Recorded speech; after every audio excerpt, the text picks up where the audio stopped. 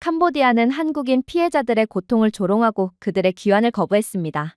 이에 대응하여 한국은 압도적인 외교적, 경제적 압박을 가하여 캄보디아의 완전한 항복을 강요했죠.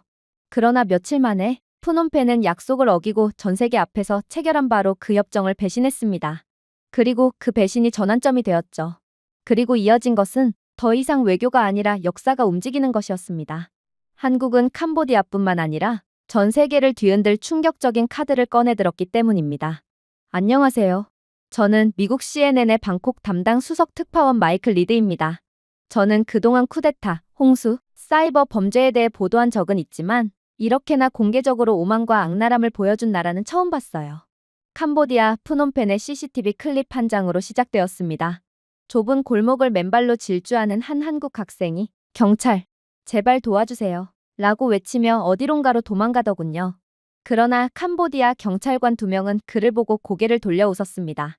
아무런 도움도 제공하지 않았고 이내 중국어를 구사하는 남성 무리가 이 한국 학생을 강제로 끌고 들어갔죠. 이 영상은 동남아시아 전역으로 들불처럼 퍼졌습니다. 태국 앵커들은 믿기지 않는다는 표정으로 다시 재생했고 텔레그램 그룹은 분노에 휩싸였어요. 태국 동료 기자인 나찬이는 그들이 그 어린 한국 학생을 비웃고 있어요. 라고 중얼거렸습니다. 저는 천천히 고개를 끄덕였어요. 하지만 그들은 여전히 경찰 유니폼을 입고 있어요. 잔인함은 단순한 행동이 아니라 조롱이었습니다. 중국 갱단의 돈을 먹고 부패한 캄보디아 경찰들은 한국인들을 더러운 부자 바보라고 불렀죠. 그러자 누구도 되돌릴 수 없는 모욕이 찾아왔습니다. 캄보디아 대변인은 한국인들은 송환되지 않을 것이라고 발표했습니다. 그는 카메라를 향해 미소를 지으며 한국이 원한다면 그들이 직접 와서 데려올 수 있다 라고 덧붙였어요. 그 말은 완전히 선을 넘어버렸죠. 사실 캄보디아의 이러한 태도는 상식적으로 이해가 안 가긴 했어요. 얼마 전 캄보디아는 한국인 피해자 구출에 전혀 협조하지 않다가 그만 막강한 압박을 받고 경제 괴멸에 이뤘던 바가 있거든요. 분명 떨리는 방송에서 캄보디아는 항복했습니다. 대한민국에 전폭적으로 협력하겠습니다. 한 관계자가 목소리를 떨며 큰 소리로 읽었습니다. 그러나 이틀 후 유출된 영상에는 한국인 포로들이 다른 지방으로 이동하는 모습이 담겨 있었죠. 캄보디아는 같은 희생자들을 반드시 돌려보내겠다고 약속했습니다. 하지만 그건 그저 한국의 압박에서 잠시나마 숨을 고를 수 있도록 시간을 버는 행위일 뿐이었죠. 그들은 거짓말을 했습니다. 라찬이는 눈을 크게 뜨고 말했어요. 그들은 자신들의 말을 어겼습니다. 캄보디아 개인도 아니고 캄보디아 정부가 말입니다. 그리고 아침이 되자 한국 정부가 답변했어요. 외교부에서 윤태곤 대변인은 기자들 앞에서 차분한 어조로 말했지만 분명하게 마무리했습니다. 그는 우리 국민에 대한 조롱을 용납하지 않을 것이라고 말했습니다. 다른 국가들이 행동하지 않더라도 우리만큼은 반드시 행동할 것입니다. 라는 문구는 아시아 뉴스룸 전체에 울려 퍼졌어요. 라찬이니 그건 분노가 아니었어요. 그건 정확한 선전포고였어요. 라고 속삭였던 기억이 납니다. 그리고 그 말이 맞았죠. 이재명 대통령은 즉시 통합 태스크포스를 승인했습니다. 한국의 국가정보원, 국방정보사령부, 경찰은 하나의 암호화된 지휘 체계를 구성했습니다. 하나의 목표는 해외에 있는 한국 국민을 보호하는 것이었죠. 전 세계는 이를 과잉반응이라고 불렀습니다. 하지만 한국인들은 이를 책임이라고 불렀습니다. 캄보디아와의 무역 중단, 항공편 경로 감사 등 조용히 압박이 시작되었습니다. 48시간 만에 캄보디아의 통화 가치는 또다시 하락하고 투자 프로젝트는 동결되었죠. 캄보디아는 자신들이 밟아온 경제 괴멸의 전철을 다시 한번 밟게 된 것입니다. 그럼에도 캄보디아는 중국 갱단에 협조하는 데에 따른 범죄 수익이 이러한 경제 괴멸보다 훨씬 더 크다고 생각하는 오판을 했던 거였어요. 새벽이 되자 캄보디아 뉴스 채널은 어두워졌습니다. 푸놈펜에 도착한 한국의 무표기 항공편에 대한 소문은 현지 채팅방을 통해 퍼졌어요. 한국 외교관들이 봉인된 폴더를 들고 캄보디아 경찰 본부로 들어오는 모습이 목격되었습니다. 메콩강 건너편에는 군용 건물 근처에서 불빛이 깜빡이고 있었어요. 보이지 않는 것이 깨어나고 있던 것입니다. 다음 날 라찬이는 제 책상 위에 신문을 던졌습니다. 일면에서 캄보디아 정부는 다시 모든 것을 부인했더군요. 헤드라인은 캄보디아에는 사기 조직도 납치된 한국인도 없다 라고 주장했습니다. 그녀는 비웃었어요. 그들은 세상이 맹목적이라고 생각합니다. 캄보디아가 개발도상국인 약자에 속하긴 하지만 세상이 무조건 약자의 말을 믿어줄 거라 생각하죠. 저는 쓴 커피를 한 모금 마셨습니다. 지금껏 한국을 건들고도 잘 나간 국가는 단 하나도 없었어요. 그날 아침 늦게 저는 한국 지휘소에 들어갈 수 있었습니다. 깜빡이는 불빛이나 기가 막힌 것도 없는 매우 평범한 모습이었죠. 하지만 저는 그 평범함 속에서 특별함을 보았습니다. 중앙에는 아르고스라는 암호명의 사이버 팀장 김아린이 앉아 있더군요. 우리는 해커가 아닙니다. 라고 그녀는 부드럽게 말했습니다. 우리는 디지털 세계의 청소부입니다. 다른 사람들이 숨기는 것을 청소하죠. 그녀는 암호화된 교통 지도를 훑어보았습니다. 돈은 라오스, 미얀마를 거쳐 캄보디아로 돌아갑니다. 라고 그녀는 말했습니다. 그들은 이를 유령 네트워크라고 불러요. 아무도 자금을 추적할 수 없을 거라고 생각하죠. 저는 찡그렸습니다. 유령? 그러자 그녀가 웃으며 말했습니다. 그러나 유령은 존재하지 않습니다. 그림자가 숨길 수 있다고 생각하는 겁쟁이들 뿐입니다. 그리고 하리는 회색과 흑백의 사진을 보여주었습니다. 무장 경비원 옆에서 웃고 있는 한 남자였어요. 이강호, 그녀가 말했습니다. 그는 조선족이에요. 지린 출신 삼합회 조직원이죠. 지금은 캄보디아 최대의 사기 제국을 운영하고 있습니다. 가짜 자선단체를 만들고 북한 기술 컨설턴트의 도움까지 받고 있으며 그야말로 모든 더러운 실타래가 서로 엮여 있습니다. 제가 듣고 있던 말을 믿을 수가 없었어요. 이 납치 고리에 묶여있는 전부를 이미 추적한 것처럼 말씀하시는군요. 고리가 아니에요. 이건 거미줄이에요. 그리고 모든 실타래가 조선족 이강호에게 돌아옵니다. 아르고스는 빠르게 움직였습니다. 어느 순간 방은 조용했고 다음 순간에는 살아있는 회로처럼 생생하게 느껴졌어요. 한국의 위성, 대사관 피드, 익명의 팁에서 데이터가 쏟아졌습니다. 할인의 손가락이 키보드를 가로질러 날아갔어요. 그들은 자신들이 안전하다고 생각하죠. 우리가 절대로 눈치채지 못할 거라고 생각합니다. 그녀는 중얼거렸어요. 하지만 중국의 사이버 기술이 아무리 진보해봤자 아직도 15년 전에 만들어진 한국 라우터를 사용하고 있어요. 서울에서도 충분히 그들의 심장 박동 소리를 들을 수 있죠. 그녀가 엔터를 누르자 거대한 화면에서 코드줄이 빨간색으로 빛나는 하나의 지도로 바뀌었습니다. 중국 갱단은 캄보디아에만 있는 게 아니에요. 라오스 허브, 미얀마 허브, 캄보디아 릴레이. 모든 것이 하나처럼 엮여 있습니다. 라고 그녀는 말했습니다. 그리고 이제 플러그를 뽑을 차례예요. 하지만 저를 가장 놀라게 한 것은 기술이 아니라 침묵이었습니다. 소리도 혼돈도 없었죠. 그저 차분한 정밀함만이 있을 뿐이었습니다. 몇 분 후 할인의 이어피스가 딱딱 소리를 냈습니다. 추적에 성공했어요. 그녀가 속삭였습니다. 방이 얼어붙었어요. 거만하고 자신감 넘치며 틀림없는 남성의 중국어 소리가 들려왔습니다. 한국인들은 절대로 나를 찾지 못할 거야. 이제 중국의 기술력은 한국을 아득히 뛰어넘었거든. 중국 정부가 우리를 지원해주는 만큼 우린 여기서 한국인들을 팔아넘기며 돈이나 벌면 그만이야. 한국 팀은 눈빛을 주고받았습니다. 하리는 미소를 지었어요. 그러고는 눈 속 발자국을 따라가는 사냥꾼처럼 오디오 패킷을 추적했습니다. 그는 푸놈펜에 있어요. 라고 그녀는 말했습니다. 남쪽 통신 중개소. 몇 분 만에 조선족 팀이 구축한 중국 갱단의 암호화된 파일이 무너지기 시작했습니다. 그들의 소위 유령 지갑이 사라졌어요. 조선족 이강호가 구축한 디지털 제국은 폭발도 경보도 없이 조용히 무너지기 시작했습니다. 그냥 사라졌을 뿐입니다. 범죄 자금도 그대로 동결되었죠. 이게 바로 그들이 한국을 건든 대가였어요. 하지만 더욱 충격적이었던 점은 따로 있었어요. 한국은 두수, 거의 세수 앞은 내다보고 있었기 때문이었습니다. 사실 중국 갱단들은 잊지 않고 있었어요. 지난번 한국에 도전했다가 그들의 전 조직망이 단 48시간 만에 완전히 무너졌기 때문이었습니다. 그래서 이번에는 달아났어요. 아무리 그들의 모든 불법 자금이 동결되고 기술적으로도 완전히 짓밟혔더라도 중국 갱단들은 일단 아무런 대응도 하지 않고 전부 도망갔습니다. 그들은 포장도로도 통신 신호도 닿지 않는 캄보디아의 밀림 깊숙한 곳으로 숨어들었어요. 구글 지도마저 중간에서 포기할 만큼 외딴 마을들이었습니다. 물론 납치된 피해자들과 함께 갔죠. 태국 기자 라차닌이 흐릿한 화면을 보며 말했습니다. 저 사람들은 밀림이 자신들을 숨겨줄 거라 믿고 있네요. 제가 대답했습니다.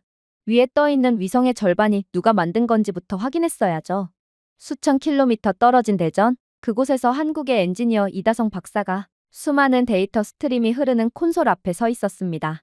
그는 조용하고 침착하게 인간의 손 온도를 우주에서까지 감지할 수 있는 세계 최강의 알고리즘을 조정하고 있었어요. 그의 조수 하나가 다가와 말했습니다. 중국 갱단들이 나무 그늘 아래로 숨으려고 하네요. 그러자 이다성 박사는 미소를 지었습니다. 나무엔 잎이 있고 사람에겐 두려움이 있습니다. 그리고 우리는 그 두려움을 포착하는 기술력을 가지고 있죠. 2시간 뒤 위성 화면의 첫 번째 열 패턴이 잡혔습니다. 캄보디아 국경 일대에서 붉게 빛나는 12개의 점, 마치 불씨처럼 타오르고 있었습니다. 그건 바로 한국의 위성이 감지한 중국 갱단 12명의 열 신호였죠. 저는 방콕 주재 한국 대사관의 스크린을 통해 그 장면을 보았습니다. 푸른 밀림 속의 붉은 점들, 마치 예술 작품 같았어요. 이거 실시간인가요? 제가 묻자 한국 기술자가 고개를 끄덕였습니다. 4초마다 갱신됩니다. KAI-3 위성은 그들의 그림자보다 빠르거든요. 한국의 위성 기술은 전 세계 최강입니다. 서방의 분석가들은 처음엔 비웃었습니다. 그건 너무 과한 자신감이죠. CNN의 한 미국인 컨설턴트가 말했습니다. 위성이 밀림 속 사람을 볼 수 있을 리 없어요. 한국은 자연의 위대함까지 거스른다고요? 그러나 불과 몇 시간 후 한국은 오차 범위 1m 이하의 좌표 지도를 공개했습니다. 그리고 세계는 그저 바라볼 수밖에 없었죠. 좌표가 체포로 바뀌는 장면을 말입니다. 한 영국 기자가 제 옆에서 중얼거렸습니다. 우린 지금 미래를 보고 있어요. 그리고 그 미래는 한국어로 말하네요. 서울의 정보센터에서 이다성 박사는 간결한 브리핑을 했습니다. 우리는 추측하지 않습니다. 그는 담담히 말을 이었어요. 우리는 연민을 계산할 뿐이죠. 그 한 문장은 SNS를 타고 전 세계로 번졌습니다. 대부분의 국가의 기술은 통제의 도구였지만 한국의 기술은 책임이었습니다. 라차닌이 캄보디아 현지 온라인 포럼을 스크롤하며 말했어요. 이거 좀 보세요. 그녀가 가리킨 글에는 이렇게 쓰여 있었습니다. 한국인들은 모든 걸 봅니다. 우리가 밥 짓는 연기까지요. 라차닌이 긴장된 웃음을 터뜨렸습니다. 완전히 겁에 질렸네요.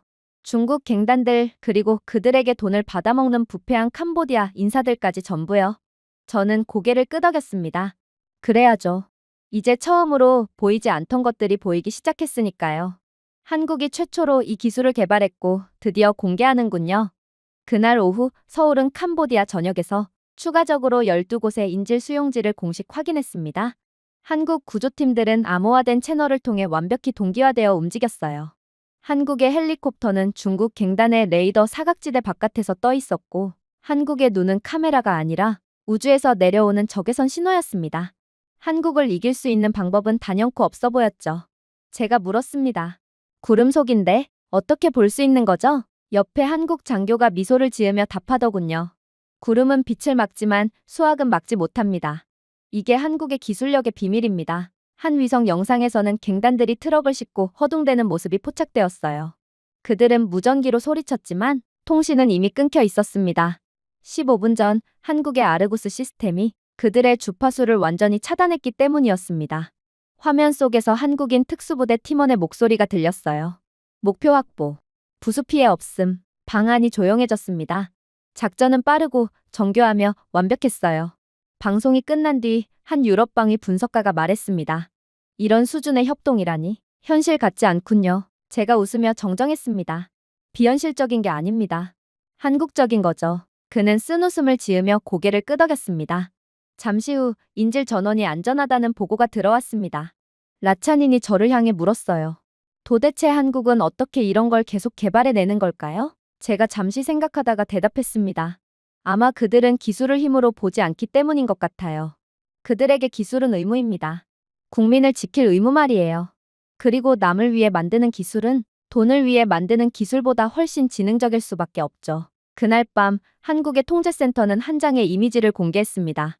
위성에서 내려다본 캄보디아의 밀림 사진이었어요. 어둠 속에서 희미한 빛들이 점점이 박혀 있었습니다. 전부 중국 갱단 조직원들이었죠. 저는 호텔 발코니에 서서 저는 하늘을 올려다보았습니다. 그 위 어딘가에서 작은 인공위성들이 여전히 움직이고 있었어요. 지켜보고 보호하며 약속을 지키고 있었죠. 사람들은 그것을 하늘의 눈이라 부릅니다. 제가 조용히 속삭였습니다. 하지만 어쩌면 그건 단순한 거예요. 아무리 어두운 밀림 속에서도 한국은 자국민을 결코 잊지 않는다는 약속 말이죠. 그리고 중국과 캄보디아는 지금 그런 국가를 건든 것입니다. 신의 권능에 도전하는 것 같을 정도로 무모한 선택이었어요. 그렇게 한국의 본격적인 작전이 시작되기 전 국제회의가 열렸습니다. 한국군이 자꾸만 캄보디아에서 작전 수행을 하는 게 맞냐는 취지로 열린 회의였죠. 사실 유엔 회의장은 원래 진실을 위한 공간이 아니었습니다. 그곳은 외교적 표현이라는 이름의 완벽한 위선이 오가는 곳이었어요. 말은 길고 예의는 지나치며 내용은 비어 있었습니다. 그리고 세상은 약자의 목소리를 더 들어주므로 이건 한국에 있어선 상황이 불리하게 돌아갈 확률이 높았습니다. 그러나 그날 대한민국이라는 명패에 불이 켜지는 순간 그 위선은 산산이 부서졌어요. 한국의 김상진 차석대사가 단상으로 걸어 나왔습니다. 그는 원고도 메모도 들고 있지 않았어요. 그의 목소리는 크지 않았지만 전류처럼 방안을 울렸습니다. 이것은 지역 범죄가 아닙니다. 그가 말했습니다. 이것은 국제적인 수치입니다. 그의 뒤편 거대한 스크린이 켜졌습니다. 지도, 좌표, 열 감지 패턴. 수많은 점들이 심장 박동처럼 깜빡였습니다. 김 대사가 말을 이었어요. 이 데이터는 한국의 정찰 위성이 포착한 것입니다. 캄보디아, 라오스, 미얀마를 잇는 인신매매 경로를 명확히 보여줍니다. 피해자는 태국인, 필리핀인, 캄보디아인, 그리고 한국인입니다. 몇몇 외교관들이 불안한 듯 자세를 고쳐 앉았습니다. 제 옆에 있던 서방 기자가 속삭였어요. 저 건 실시간 신호입니까? 그가 고개를 끄덕였습니다. 48시간 이내의 데이터입니다. 잠시 후 영상이 재생되었어요. 무장한 남자들이 호위하는 트럭 행렬이 정글 속 도로를 천천히 지나가고 있었습니다. 트럭 뒤에는 캄보디아 국기가 걸려 있었고 경찰 검문소는 그들을 그냥 통과시켰습니다. 회의장은 숨소리 하나 없이 고요했어요. 그때 캄보디아 대사가 자리에서 벌떡 일어나 외쳤습니다. 이건 조작입니다. 김 대사는 고개조차 돌리지 않았어요. 그저 차분히 말했습니다. 이 영상의 모든 픽셀은 양자 암호 검증 시스템을 통해 추적이 가능합니다. 대사님, 말씀은 부정할 수 있어도 수학은 부정할 수 없습니다. 그 순간 서방 외교관들조차 말을 잃었습니다. 수년간 그들은 한국의 경고를 감정적인 외교라 치부해왔어요. 하지만 지금 그들 눈앞에는 정밀하고 냉철하며 반박 불가능한 증거가 있었습니다. 휴정 시간에 태국 대표가 김 대사에게 다가왔어요. 당신은 우리 모두를 대신해 말했습니다. 그의 목소리는 떨렸지만 진심이 담겨 있었습니다. 우리 정부가 지켜주지 못한 사람들까지요. 아마 우리 동남아 국가가 그런 말을 했다면 세계는 우리의 말에 귀 기울이지도 않았겠죠. 그날 저녁 세계의 헤드라인이 바뀌었습니다. BBC, 한국, 현대판 노예제를 증거로 고발하다. 뉴욕타임스, 작은 나라, 세계를 각성시키다. 얼마 전까지만 해도 서울의 과도한 정의감을 비웃던 언론들이 이제는 한국의 기술력을 보고 도덕적 엔지니어링이라며 찬사를 보냈어요. 라차닌 기자는 회의 영상을 다시 보며 말했습니다. 이제 그들은 숨을 곳이 없습니다. 한국이 수치를 빛으로 바꿔버렸어요. 한편 캄보디아의 반응은 조급하고 불안했습니다. 그들은 과장되고 비우호적인 주장이라며 공식 성명을 냈거든요. 그러나 아무도 믿지 않았습니다. 서울은 즉시 타임스탬프, 블록체인 검증 통신 기록, 그리고 임시 노동자로 위장된 인신매매 선정 문서를 공개했거든요. 그중 한 영상에는 캄보디아 정부 관계자가 중국 브로커 옆에서 서명하는 장면까지 있었습니다. 그 서명은 적외선 대조로 화면에 선명히 드러났고 회의장은 일동 경악을 할 뿐이었죠. 이들은 캄보디아의 부패 수준에도 놀랐지만 한국의 최첨단 기술에 기반한 증거 수집 능력에도 경탄을 했던 거였습니다. 그날 밤 저는 윤태곤 외교부 대변인을 만났습니다. 지금으로서 한 정부를 완전히 궁지로 몰아넣은 셈이군요. 제가 말하자 그는 미소를 지었습니다. 아닙니다. 그는 담담하게 대답했습니다. 우리가 몰아넣은 게 아니라 그들이 스스로 벽을 쌓은 겁니다. 우린 그저 불을 켰을 뿐이죠. 기자들이 몰려들어 보복이나 제재 계획을 물었습니다. 윤 대변인은 고개를 저었어요. 우리는 처벌을 원하지 않습니다. 우리는 그저 진실을 원합니다. 그리고 세상은 그 진실을 볼 자격이 있습니다. 그의 목소리는 부드러웠지만 그 안엔 강철 같은 확신이 담겨 있었습니다. 그날 밤 저는 뉴욕의 비 내리는 거리를 걸으며 회의장을 뒤로 했어요. 무릉덩이에 비친 도시의 불빛은 부서진 듯 아름다웠습니다. 그 순간 저는 깨달았습니다. 태평양 건너 미국의 한 주보다도 작은 나라가 세계의 양심을 흔들고 있었다는 것을요. 한국은 고함치지 않았습니다. 협박하지도 않았죠. 그저 증명했습니다. 그리고 오랜만에 힘이라는 단어가 처음으로 진실과 같은 뜻이 되었습니다. 그리고 새벽이 밝아올 무렵 세상은 이미 달라져 있었습니다. 한국은 더 이상 자국민만을 지키는 나라가 아니었습니다. 이제는 새로운 국제 질서를 이끄는 중심국이 되어 있었죠. 헤드라인은 이렇게 바뀌어 있었습니다. 서울 초국가 범죄 대응 연합 결성. 11개국 참여. 저는 뉴스룸 모니터 앞에 앉아 동남아 각국의 국기들이 태극기 옆에서 번갈아 깜빡이는 장면을 지켜보았습니다. 심지어 앵커조차 놀란 목소리였습니다.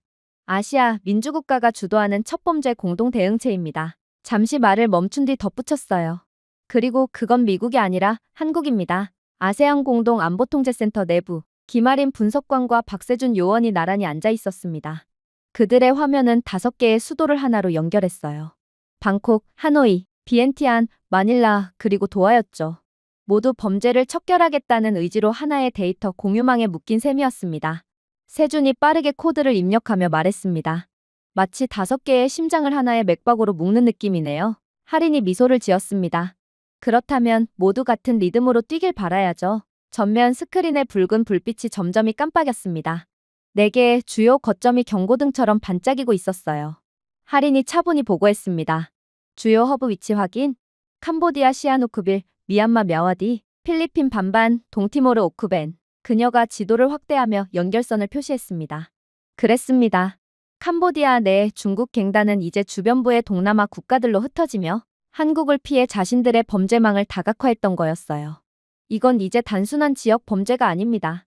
동남아 전역을 엮은 거대한 범죄망이에요. 미얀마와 라오스 대표단은 아무 말 없이 그 화면을 바라봤습니다. 그때 옆에 있던 태국 사령관이 제게 낮게 속삭였습니다. 우리 경찰은 의식만 합니다. 하지만 한국은 작전을 수행하죠. 한국이 원한다면 아무리 태국의 영토에서 일어나는 일일지라도 기꺼이 작전 통제권을 넘기겠습니다. 그저 우리 국민들만 구해주세요. 저는 거의 웃음을 터뜨렸습니다. 이건 비꼼이 아니라 존경의 웃음이었어요. 동남아 국가들은 정말 진심을 다해 한국을 존경하고 있었거든요. 며칠 뒤 한국의 AI 정찰 위성이 동남아 전역을 실시간으로 스캔하며 살아있는 지도를 만들었습니다. 궤도에서 내려다본 화면 속 빨간 선들이 마치 혈관처럼 대지를 따라 흐르고 있었어요. 각선 하나하나가 거래, 이동 혹은 위험에 처한 생명을 의미했습니다. 한국의 시스템은 단순히 추적하지 않았어요. 학습했죠. 그래서 더욱 무서웠습니다. 시간이 갈수록 진보하고 있었거든요. 그리고 현재는 범죄 조직이 움직이기 전에 이미 그들의 이동을 예측하는 수준에까지 이르렀습니다. 한 영국 분석가가 감탄하며 말하더군요. 한국은 범죄를 마치 날씨 예보처럼 읽고 있군요. 비 오기 전에 위험을 예측하는 나라라니 무슨 이런 나라가 다 있을 수 있죠? 그리고 뜻밖의 변화가 일어났습니다. 한국의 부상에 회의적이던 다른 아시아 국가들, 싱가포르, UAE, 카타르까지 하나둘 한국이 주도하는 연합에 합류했습니다. 그들의 외교관들은 한국의 지도력을 공개적으로 칭찬했어요. 한 카타르 특사가 기자회견에서 이렇게 말했습니다. 우리는 우리 관료보다 한국 엔지니어들을 더 신뢰합니다. 석유 왕국들이 한국의 알고리즘에 의존하는 장면은 정말 기묘하면서도 감동적인 광경이었어요. 그렇게나 자존심 세던 그들이 한국이 주도하는 질서에 고개를 숙이고 참여하는 것은 정말로 보기 드문 장면이었거든요. 한편 캄보디아는 고립되었습니다. 그들의 정부는 국가 주권 침해를 이유로 협조를 거부했습니다. 그러나 고립의 대가는 혹독했어요. 국제 원조 협의가 전면 중단되고 투자자들이 빠르게 철수했습니다. SNS에는 캄보디아 국민들이 직접 정부를 비판하기 시작했습니다. 한 게시글이 폭발적인 인기를 얻었어요. 다른 나라는 중국인 범죄자를 쫓는데 우리 정부만 그들을 지켜준다. 그 시각 통제센터에서 할인은 연합국 네트워크를 거대한 파노라마 스크린에 띄웠습니다. 모든 국가의 노드가 초록색으로 빛나고 있었지만 오직 캄보디아만 회색으로 깜빡이고 있었어요. 하나만 남았네요. 그녀가 낮게 말했습니다. 세준이 고개를 끄덕였습니다. 거기서 그들이 숨겠죠. 중국 갱단 말이에요. 할인은 대답하지 않았습니다. 다만 손에 쥔 태블릿을 더욱 세게 움켜쥐었어요. 잠시 후 서울 외교부 청사에서는 전 세계가 지켜보는 가운데 기자회견이 열렸습니다. 한국 외교부 장관이 단상에 올라 짧게 말했습니다. 이 연합은 힘의 문제가 아닙니다. 의무의 문제입니다. 팔려가고 침묵당하고 잊혀진 모든 사람에 대한 의무. 그 말이 끝나자 회견장은 뜨거운 박수로 뒤덮였습니다. 한국의 의도를 의심하던 기자들마저 자리에서 일어나 박수를 쳤어요. 그리고 그날 밤 저는 호텔 발코니에 서서 세상을 내려다보았습니다. 불과 며칠 전만 해도 무심하던 도시의 스카이라인이 지금은 뉴스 생중계 화면 속 빨간 점들로 반짝이고 있었습니다. 그 점 하나하나가 연합이 개입한 현장이었고 그곳마다 한 명씩 또 한 명씩 자유를 되찾은 피해자들이 있었습니다. 저 멀리 메콩강 건너편에서 라차닌이 조용히 말하더군요. 한국은 기술을 양심으로 바꿔버렸어요. 저는 고개를 끄덕이며 답했습니다. 그리고 그렇게 함으로써 그들은 아시아 전체를 하나의 심장으로 만들었죠. 어쩌면 한국이 세상을 바꿀지도 모르겠네요. 그렇게 한국은 명분과 전 세계적인 동의를 얻었습니다. 그리고 본격적인 작전이 시작하기 직전 어떤 음모가 조용히 시작되었습니다. 마치 폭풍이 불기 직전처럼요. 어느 날 아침 아세안 합동지휘본부의 절반 화면이 동시에 꺼졌습니다. 서버 침입입니다. 누군가 속삭였지만 기마린 요원은 고개를 저었어요. 침입이 아니라 삭제예요. 우리의 데이터가 유출된 것이 아니라 통째로 사라진 겁니다. 누군가 정확히 어디를 건드려야 할지 알고 있었던 거죠. 정오가 되자 소문이 퍼졌습니다. 완전히 붕괴된 줄 알았던 이강호의 옛 조선족 네트워크가 되살아났다는 겁니다. 그들은 이번엔 한국의 데이터를 엿보고 작전 내용을 전부 파악했어요. 그리고 돈으로 침묵을 사는 전략을 취하기 시작했죠. 그가 건넨 뇌물이 푸놈펜을 강처럼 흘러갔고 지역 장군들은 하루아침에 입장을 바꿨습니다. 서울에 보고하던 캄보디아 국경 초소들도 연락이 끊겼어요. 박세준 요원이 책상을 내리치며 말했습니다.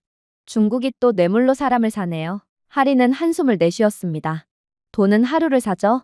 그러나 기술력은 영원합니다. 우리 기술은 세대를 지킬 수 있어요. 일희일비하지 맙시다. 그러나 그 목소리에는 흔들림이 조금 있었습니다. 몇 시간 뒤 충격적인 소식이 들어왔습니다. 캄보디아의 BHQ 부대, 정권의 경호 임무로 알려졌던 그 특수부대가 이번엔 중국의 사기 조직을 보호하고 있다는 거였어요.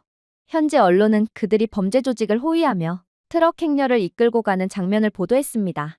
납치범을 지키는 군대라니 세상에 이런 일이 있나요? 라차닌이 떨리는 목소리로 말했습니다.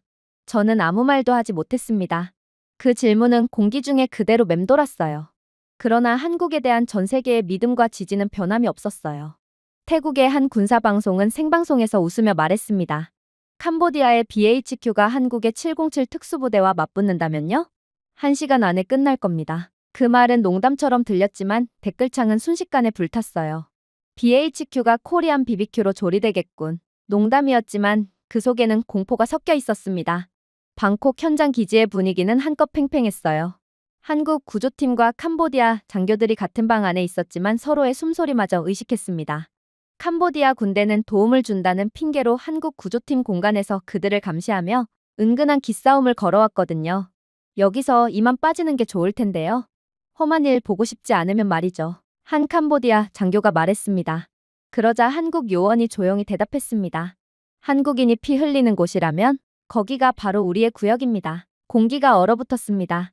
아무도 말을 잇지 못했어요. 그날 밤 한국 드론이 포착한 장면이 송신되었습니다. 캄보디아 BHQ 병사들이 인도적 구호 차량을 막고 증거를 은폐하며 중국 갱단이 납치 피해자들을 이주시키는 데 도움을 주었습니다. 지우는군요. 세준이 이를 악물며 말했습니다. 그럼 우린 불보다 빨라야죠. 할인이 답했습니다. 서울 시간 밤 9시 암호망에 단 한 문장이 떴습니다. 블루실드 작전 승인됨. 한국의 대테러 특수부대 707 특임단이 움직이기 시작한 것입니다. 저는 영상 속 그들을 봤습니다. 검은 전투복에 얼굴이 가려진 병사들, 한치의 동요도 없는 표정. 보는 것만으로도 공포심이 들었죠. 한국인 지휘관이 조용히 말했습니다. 우리는 복수하지 않는다. 그저 한국인 피해자들을 회수한다.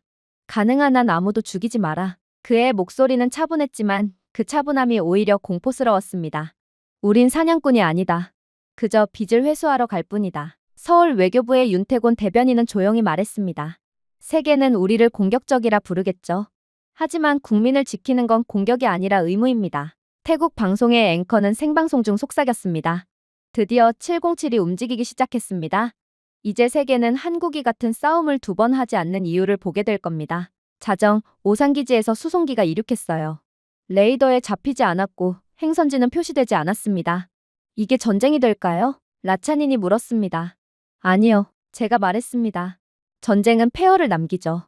한국은 교훈을 남깁니다. 그날 밤 동남아의 하늘에는 조용한 붉은 빛이 번졌습니다. 불이 아니라 수백 대의 한국 드론이 띄운 작전 신호였습니다. 그들은 소리치지 않았어요. 단지 조용히 날았습니다. 마치 한 나라의 심장이 세상 위를 뛰는 듯했습니다. 그리고 다음 날 폭풍이 시작될 예정이었습니다. 하지만 마치 폭풍 직전의 고요함처럼 그 밤만큼은 전 세계가 숨을 죽이고 있었습니다.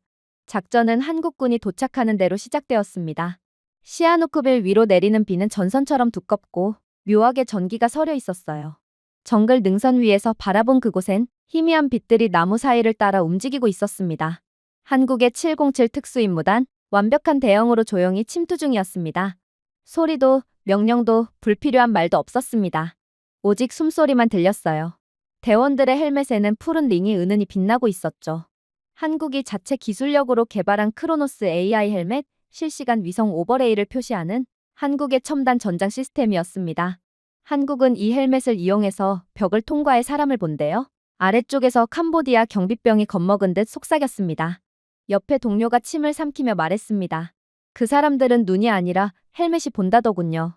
도대체 그런 외계인들을 어떻게 이기라는 말입니까? 그 말엔 두려움이 섞여 있었습니다. 제가 지켜보는 동안 707 특임단은 움직임은 완벽한 기계처럼 정밀했습니다. 제 귀에 라차닌 기자의 목소리가 이어폰을 통해 들려왔어요. 그들은 유령 같아요. 아니요. 제가 대답했습니다. 그들은 엔지니어처럼 싸워요. 라차닌이 미소 지으며 말했습니다. 혼돈을 고치는 군인들이군요. 강준혁 대위가 손을 들며 작전 개시 신호를 보냈습니다. AI 헬멧의 디스플레이가 번쩍이며 위성 정보와 드론 실시간 영상이 결합되었습니다. 도로, 열 감지선, 적의 경로 등 모든 데이터가 빛으로 재구성되었고 707 대원들이 이를 인지했어요. 그야말로 한국은 최첨단 기술력이 다른 분야의 기술력을 이으며 완벽한 기술적 조화를 보여주는 거였습니다. 목표 확보, 한 요원이 말했습니다. 인질 12명, 무장 경비 2팀, 탈출구 하나. 강대위는 짧게 고개를 끄덕였습니다. 깔끔하게 끝내자 낙하가 시작되었습니다. 첫 번째 팀이 조용히 착지했고 곧바로 헬멧 화면엔 생체 신호들이 표시되었습니다. 심장 박동 하나하나가 별처럼 빛났어요. 서울 지휘본부의 김아린 요원이 무전으로 말했습니다. 적건 생명 그 자체네요. 그렇다면 강대위가 답했습니다. 그 어느 것도 멈추지 않게 하십시오. 인질들도 소중하지만 우리 대원들의 목숨도 소중하니까요. 집중하세요. 그때 총성이 터졌습니다. 경고사격이었지만 한 요원 임병철 하사의 어깨를 스쳤어요. 그는 피를 흘리며 진흙 위로 쓰러졌다가 이를 악물고 일어났습니다. 괜찮습니다. 임무 계속합니다. 아니, 부상자는 철수하라. 강대위가 단호히 말했습니다. 하지만 임병철은 웃었습니다. 대위님, 목표가 아직 숨쉬고 있습니다. 저도 그렇죠. 여기서 포기할 이유는 단 하나도 없어요. 문제 없습니다. 그는 그대로 앞으로 나아가 총탄이 스치는 와중에도 인질 한 명을 몸으로 감싸 안았습니다. 구출 작전은 기계적인 정확성과 인간적인 온기가 동시에 흐르는 장면이었어요. 대원들은 비살상 연막탄과 적외선 절단기로 철창을 열고 갇혀있던 사람들을 한 명씩 꺼냈습니다. 이제 괜찮아요. 한 요원이 현지어로 속삭이며 떨고 있는 여성을 부축했습니다. 서로 언어는 통하지 않았지만 눈빛으로 모든 교감을 할 수 있었죠. 한국의 크로노스 시스템은 그 모든 장면을 기록하고 있었습니다. 전투 속에서도 연민을 설계할 수 있다는 걸 증명하듯이요. 저는 라차닌 기자와 함께 비를 맞으며 촬영했습니다. 한국군들은 마치 하나의 생각처럼 움직이네요. 감정이 약점이 아니라 방향이 되는 사람들이죠. 정말 특별한 사람들입니다. 제가 말했습니다. 라차닌이 고개를 끄덕였어요. 당신의 말대로 그들은 전쟁을 하는 게 아니군요. 맞아요. 제가 답했습니다. 전쟁을 해결하는 거죠. 잠시 후 본부에서 신호가 왔습니다. 여기는 서울. 모든 국민을 위해 그 누구도 뒤처지지 않게 하라. 강대위가 숨을 고르며 대답했습니다. 명령 확인. 아무도 남기지 않는다. 새벽 3시 인질 전원 확보. 헬리콥터가 저고도로 접근했고 레이더에는 잡히지 않았습니다. 이미 레이더에 잡히지 않는 한국 특허의 특수 소재로 만들어졌기 때문이었습니다. 그렇게 마지막 대원이 탑승할 때 강대위는 뒤를 돌아 정글을 바라보며 조용히 말했습니다. 임무는 끝났다. 하지만 이야기는 계속된다. 하늘 위에서 내려다본 정글은 다시 고요했습니다. 그러나 그 아래서는 인간의 존엄을 되찾는 장면이 있었어요. 정밀함과 연민이 공존하는 힘, 그것이 바로 한국이 세상에 보여준 새로운 정의였습니다. 비행기가 폭우 속으로 사라질 때 대원 하나가 무전으로 농담처럼 말했습니다. 우린 전쟁을 시작한 게 아닙니다. 문제를 해결했을 뿐이죠. 짧은 웃음이 전파를 타고 흘렀습니다. 그날 밤 정글은 다시 어둠 속으로 잠겼습니다. 하지만 구출된 사람들은 하늘을 올려다보며 울었습니다. 그 위 어딘가에 자신들을 지켜본 나라의 눈이 여전히 깨어 있었으니까요. 그리고 저는 기술력으로 감동을 주는 한국에 저도 모르게 감격의 눈물을 흘리고 말았습니다. 그렇게 한국의 매우 깔끔한 작전 성공에 캄보디아의 부패한 조직망은 누구도 예상하지 못할 만큼 빠르게 무너졌습니다. 707 특수부대의 작전이 끝난 지 일주일, 남은 중국 갱단 두목들은 메콩강을 따라 북쪽으로 달아나고 있었어요. 미얀마로 도망치는군요. 라차닌이 생중계 화면을 보며 말했습니다.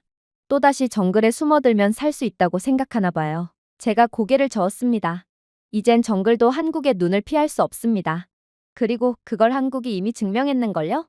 다른 국가라고 한국의 눈이 미치지 않을 거라고 생각하나 봐요. 태국 국경 근처의 지휘본부에서는 한국 연락팀이 여러 나라 장교들과 함께 작전을 조율하고 있었습니다.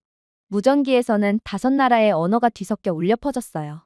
미얀마가 협조를 거부했습니다. 박세준이 보고했습니다. 김아린이 눈을 들며 말했습니다. 괜찮아요.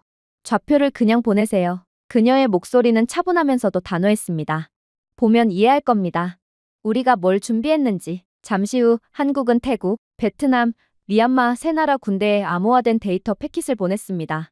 그 안에는 도주 중인 갱단 차량의 열신호, 위성교신 흔적, 생체 패턴이 정밀하게 기록되어 있었어요.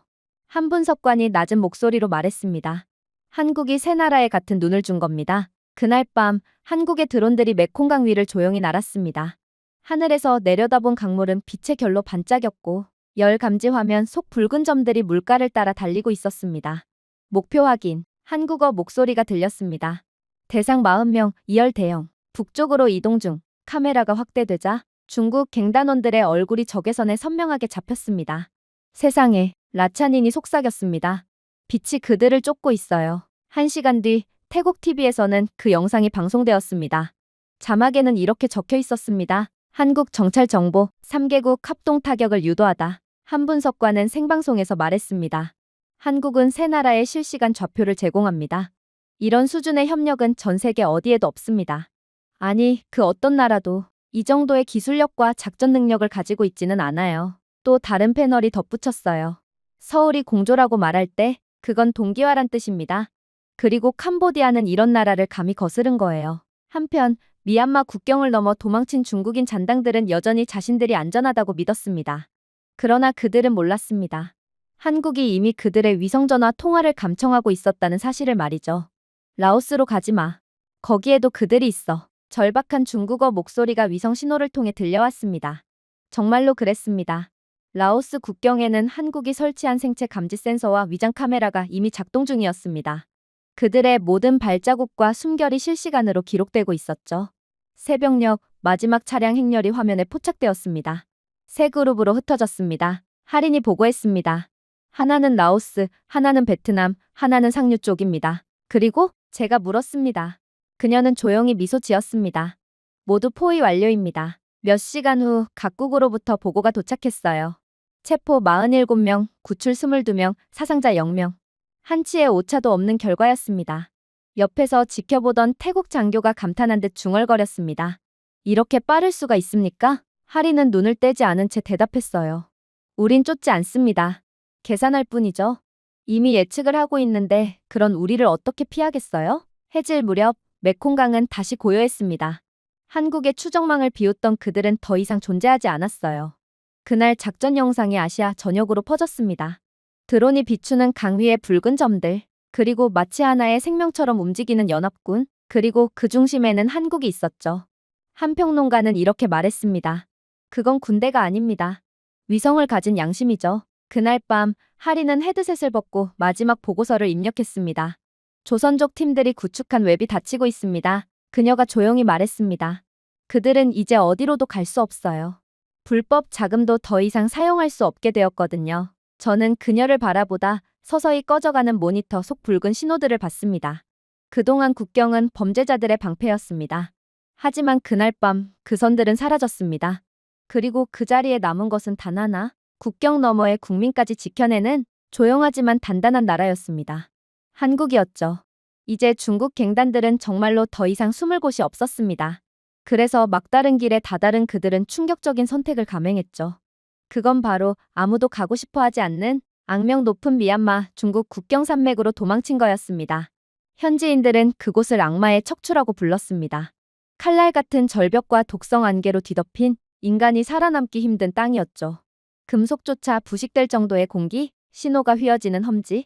라차닌 기자가 화면을 보며 속삭였습니다. 저기까지 가면 한국도 못 따라올 거라고 생각하나 봐요. 제가 조용히 답했습니다. 이젠 자연도 한국 편입니다. 강준혁 대위가 이끄는 707 특수부대 팀은 그 어둠 속으로 천천히 진입했습니다.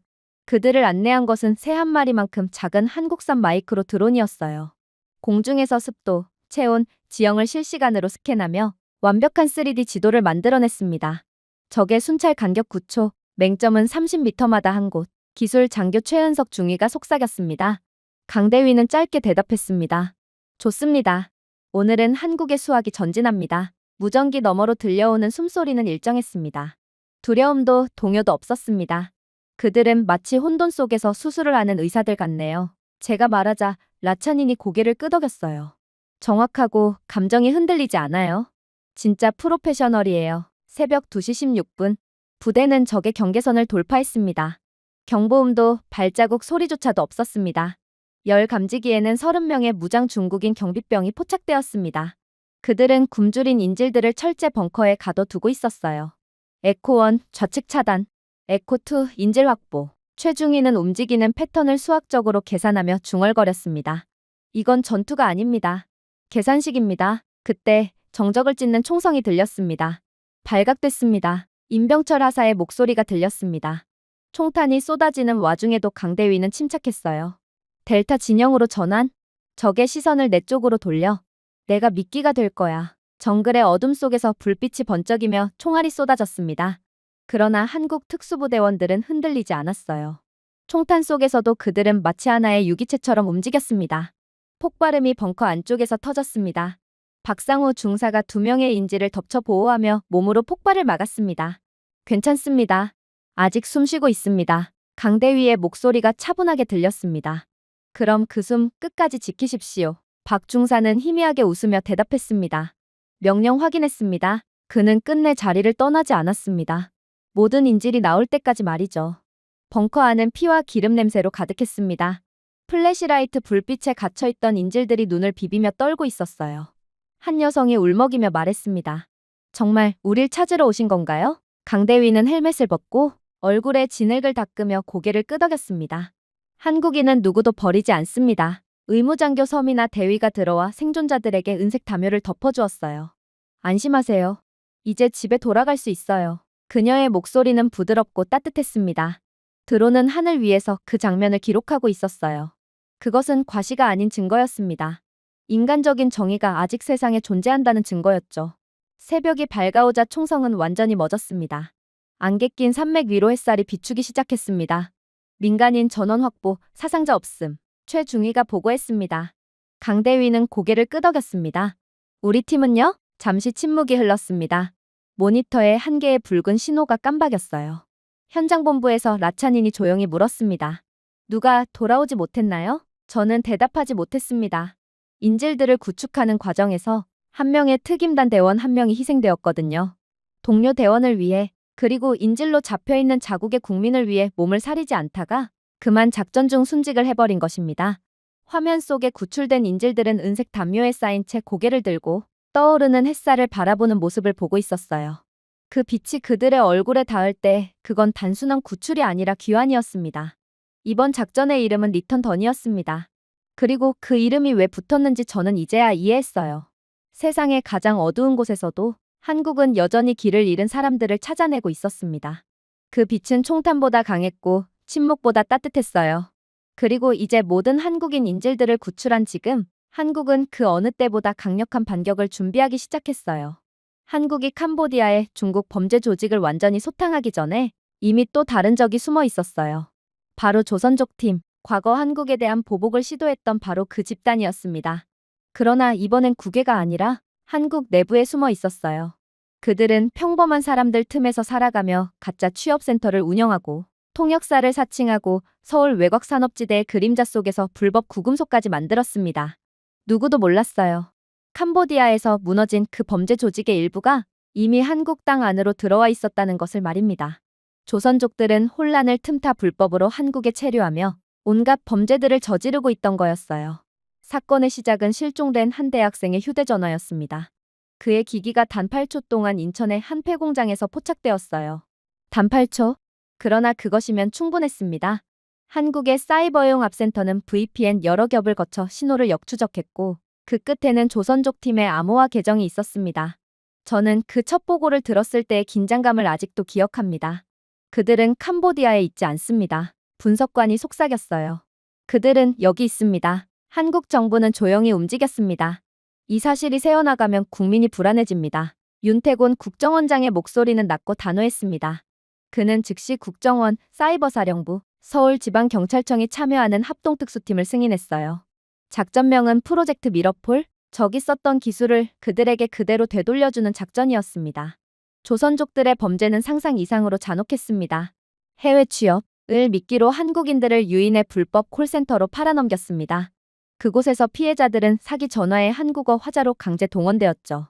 심지어 저항하면 해외 브로커를 통해 캄보디아나 미얀마로 팔려나갔습니다. 한 피해자는 구조된 후 이렇게 말하더군요. 저는 디지털 노예였습니다. 그들은 제 이름과 제 목소리 그리고 제 희망까지 팔았습니다. 대전의 한 비밀 통제실. 최은석 중위가 모니터를 바라보며 말했습니다. 새로운 IP를 찾았습니다. 인천 노드와 동일한 패턴입니다. 고스트 아이 프로토콜을 가동하세요. 김아린이 지시했습니다. 잠시 후 모니터에는 한국 골목의 연령상이 떴습니다. 두 남자가 통화를 하고 있었고 철문 아래에서 희미한 불빛이 새어나왔습니다. 그리고 그날 밤 특공대가 조용히 진입했어요. 경찰이다. 움직이지 마. 하지만 조선족 용의자들은 기습적으로 저항했습니다. 최루탄과 섬광탄이 터졌고 서버를 부수며 도망치려 했습니다. 한 남자가 소리쳤습니다. 나는 중국인이야. 한국인 따위는 감히 우릴 건드릴 수 없어. 그러나 그는 틀렸습니다. 한국의 퀀텀 트레이스 AI는 이미 모든 신호를 추적하고 있었습니다. 버려진 휴대전화조차 도망칠 수 없었어요. 삭제된 데이터를 복원하자 충격적인 영상이 나왔습니다. 지하의 좁은 방들. 피해자들이 갇혀 있었고 그들의 목소리는 AI 사기 시스템의 음성 학습 자료로 쓰이고 있었습니다. 통제실 안은 정적에 휩싸였어요. 김아린이 입을 열었습니다. 그들은 한국인의 목소리를 훔쳐 한국인을 속이는 사기에 사용하고 있었군요. 그녀는 이를 악물며 말했습니다. 오늘 그걸 끝냅니다. 23시 47분 인천, 안산, 부산 동시 진입작전이 시작되었습니다. 대원들은 707부대형 압축 외골격 슈트를 착용했어요. 최신 장비였지만 과시가 아닌 실전용이었죠. 한 대원이 말했습니다. 그들이 어둠 속에서 우릴 묻으려 했죠. 하지만 빛을 만든 게 누구였는지 잊은 모양입니다. 새벽이 밝았을 때 46명의 조선족 용의자가 체포되고 127대의 서버가 압수, 60명 이상의 한국인 피해자가 구출되었습니다.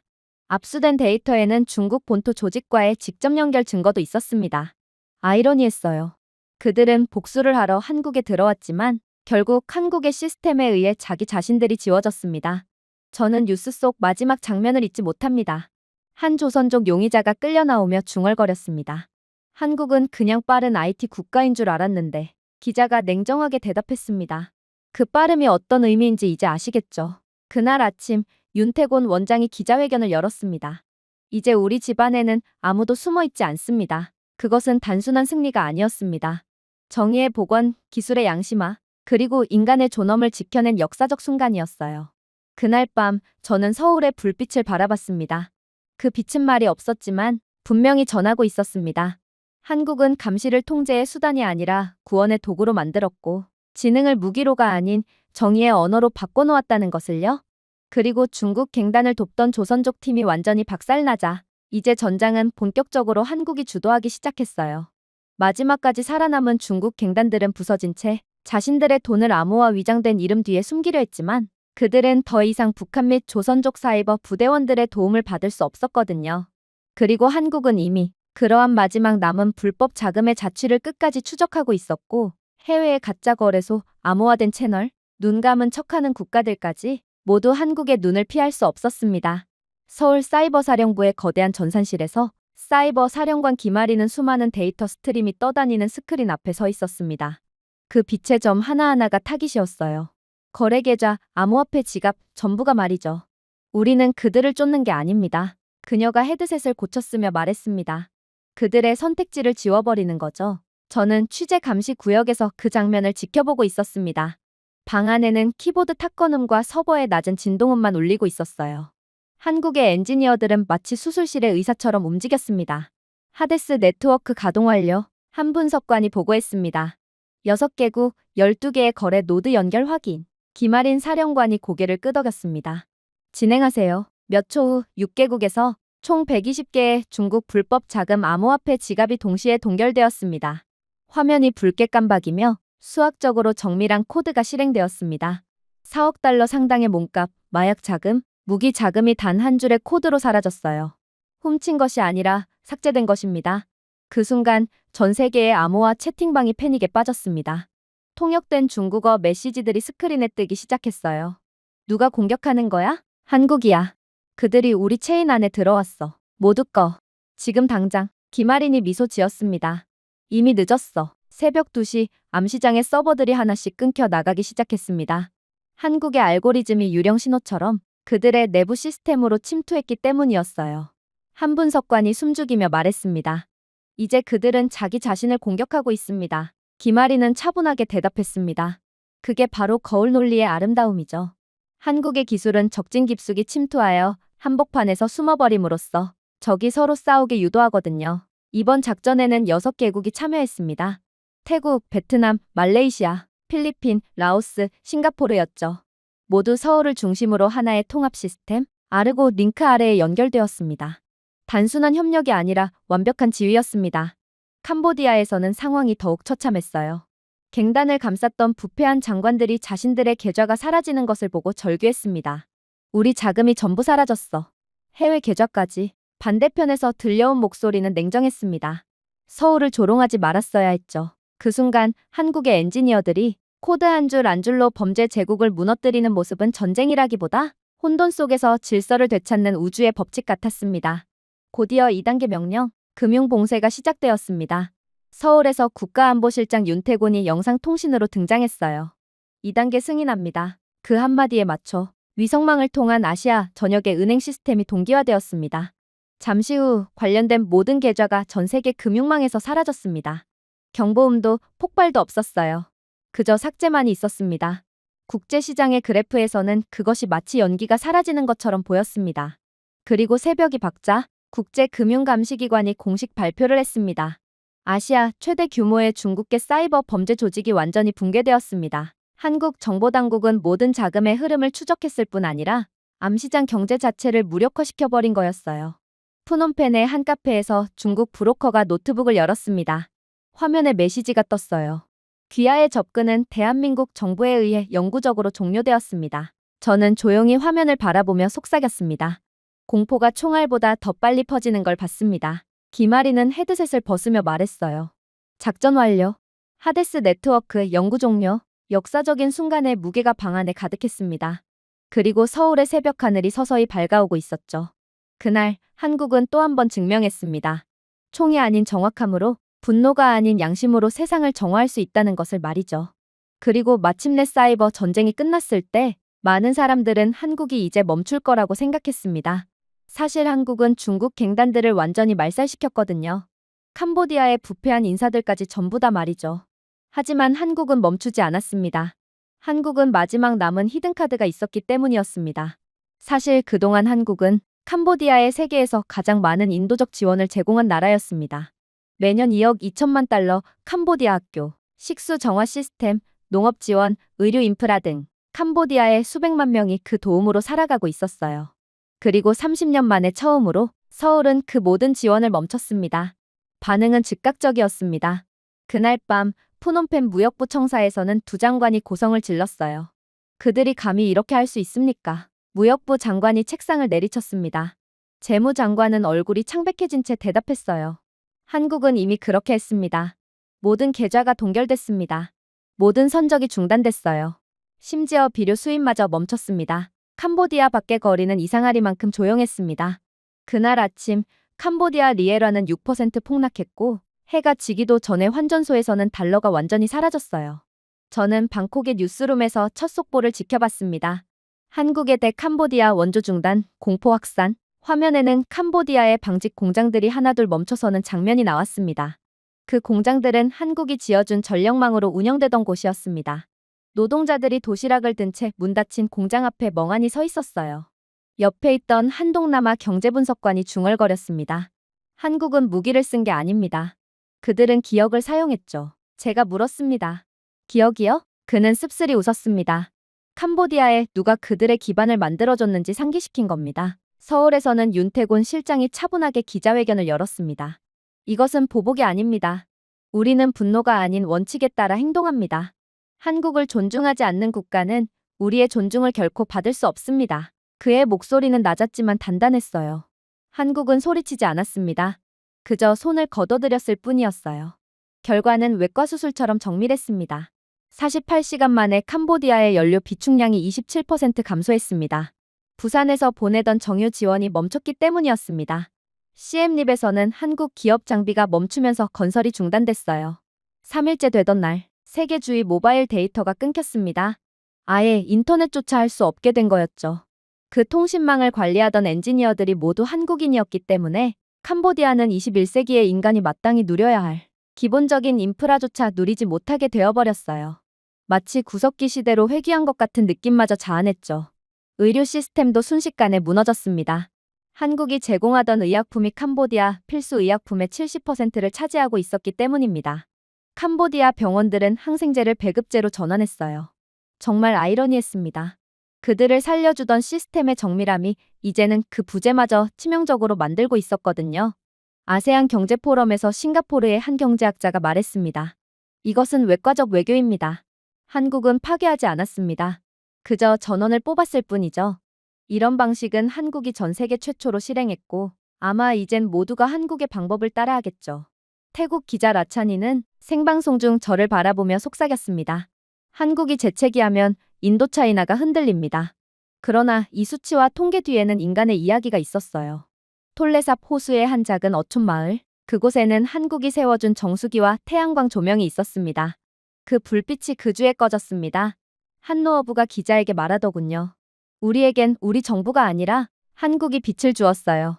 그 말은 SNS를 통해 퍼져나갔고 캄보디아 시민들의 분노는 한국이 아닌 자신들의 정부를 향했습니다. 이제 캄보디아 국민들은 한국이 자신들을 벌준 게 아니라 캄보디아 정부의 오만함이 자신들을 고통스럽게 만들었다는 것을 아주 잘 알게 되었거든요. 그리고 곧 캄보디아 총리는 긴급회의를 소집했습니다. 나중에 유출된 회의 녹음에는 이런 대화가 있었어요. 어떻게 이렇게 빨리 무너질 수 있지? 그래, 캄보디아 개방도상국이긴 하지. 그러나 하나의 국가잖아. 도대체 어떻게 이렇게 빨리 무너질 수가 있단 말이야? 우리가 그들을 과소평가했습니다. 우리는 한국이 우리를 필요로 한다고 착각했죠. 그러나 진실은 반대였습니다. 한국은 캄보디아를 필요로 한 적이 없었습니다. 그저 도와줄 수 있었기에 도왔던 것입니다. 수십 년간 한국인 기술자, 의사, 자원봉사자들이 캄보디아에 학교를 세우고 병원을 짓고 통신망을 만들었어요. 하지만 그 대가로 받은 것은 아무것도 없었습니다. 그러나 그런 그들이 납치되고 조롱당하자 한국은 폭력이 아닌 품격으로 대응했습니다. 그 주의 마지막 날 푸놈펜의 불빛은 하나둘 꺼졌어요. 한국 원조? 라고 적힌 광고 간판들은 모두 철거되었죠. 그러나 사라지지 않은 것이 하나 있었습니다. 그건 바로 존경이었습니다. 심지어 한국을 비난하던 사람들조차 이제 깨달았습니다. 조용한 힘은 절대 얕보아서는 안 된다는 것을 말이죠. 한국인들이 항상 품격 있고 예의 바르게 행동한다고 해도 그들을 만만하게 보고 건드려선 절대로 안 됐던 것입니다. 그리고 그날 밤 저는 방송 스튜디오에서 푸놈펜의 공허한 시장 영상을 보며 내레이션을 했습니다. 한국은 캄보디아를 공격한 것이 아닙니다. 그저 착함이 약함을 의미하는 것은 아니라는 것을 상기시켰을 뿐입니다. 총성도 시위도 없었어요. 그저 오만의 대가로 무너지는 한 나라의 정적만이 있었습니다. 그 침묵 속에서 깨달음이 울려 퍼졌습니다. 한국의 힘은 지배가 아닌 절제와 품격, 그리고 결과에 있었습니다. 그날 밤 푸놈펜은 드디어 깨달았어요. 한국이 물러설 때 세상은 흔들린다는 것을 말입니다. 하지만 너무 늦었어요. 캄보디아는 이미 한국의 뒤통수를 쳤고 한국은 두 번 뒤통수를 맞을 만큼 바보 국가가 아니거든요. 그저 착한 국가일 뿐이지 만만하거나 호구 국가는 아니기 때문입니다. 이로써 한국은 모든 것을 얻었지만 캄보디아는 모든 것을 잃었어요. 한국은 광고 한 번 하지 않고 그들의 기술력, 작전 수행 능력, 압도적인 저력을 전 세계에 알렸어요. 그러나 캄보디아는 중국 갱단의 나라 자체가 휘둘리는 불량 국가라는 것을 전 세계에 알릴 뿐이었죠. 제가 준비해온 내용은 여기까지입니다. 끝까지 시청해주셔서 진심으로 감사드리며 여러분들의 구독과 좋아요, 알림 설정은 영상 제작에 큰 힘이 됩니다. 이상 세모튜브였습니다.